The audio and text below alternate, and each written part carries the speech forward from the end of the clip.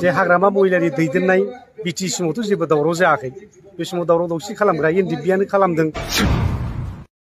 खुलुमबाय बयखौबो।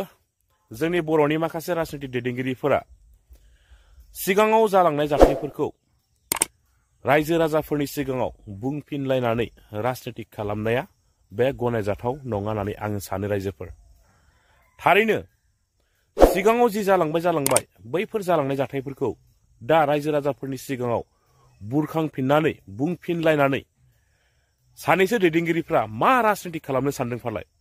बेनो जाबाय नामा बर'नि माखासे दैदेनगिरिफोरनि राजनीतिक खालामनाया? 17 बोसोराव बिटिसिआव बिपिएफ सरकार थानाय समावहाय जाबायदि जाथाय जानानै थांदोंमोन बैफोर जाथायफोरखौ फिन रायजो राजाफोरनि सिगाङाव खौरांगिरिफोरनि सिगाङावहाय बुंफिनलायनायखौ जोङो खोनानो मोनदों। बिटिआरनि एम रनजित बसुमतारी बिथाङा बुंदों माने सिथार गुलुंनाय जागोन, आगोलनि बायदि सासन माने कारापसन जागोन, आगोलनि बायदि सासन माने ब्लाड सेट जागोन। दा बिथांनि बेबायदि बुंनायनि सायावहाय गोख्रों रावजों फिनजाथाय होफिनदों प्रह्लाद ब्रह्म बिथाङा। आगोलनि बायदि सासन माने ब्लाड सेट जागोन। फेरेंगा रनजित बसुमतारी बिथाङा बेसलेस खोथाखौ बुंबाय थायो जे हाग्रामा महिलारि दैदेननाय बिटि समावथ' जेबो दावराव जायाखै बे समाव दावराव दावसि खालामग्रा एनडिएफबिआनो खालामदों बा सोमावसारग्रा आफादफ्रा खालामदों।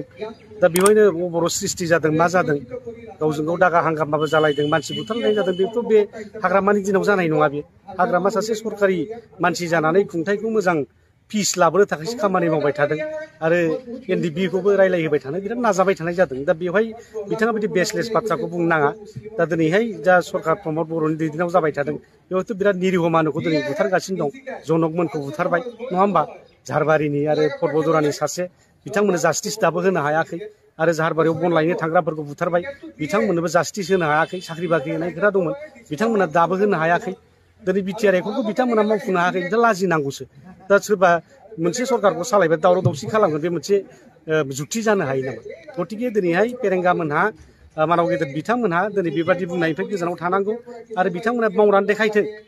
दिनै बिटिआर एकर्डनि इमप्लिमेन्टेसन खालामनानै देखायथों, 60टा समस्ति बानायनानै देखायथों, मेडिकेल कलेज बानायथों, ट्राइबेल इउनिभारसिटि बानायथों, दिनै इलेक्सनखौ थिग मथे फाथिथों, रन्जन दैमारिखौ बख'थों। बेबादि खामानिखौ माव। बिथांमोना गावसिनि खामानिखौ मावनो नागारै मालायखौसो दिनै समाल'सना खालामबाय थायोब्ला बिथांमोननोबो बुजिबाय बिथांमोना सासे अजय्ग राजनितिक नेता। बिथांमोना रायजोफोरनो मालाबाबो जास्टिस होनो हानाय नङा।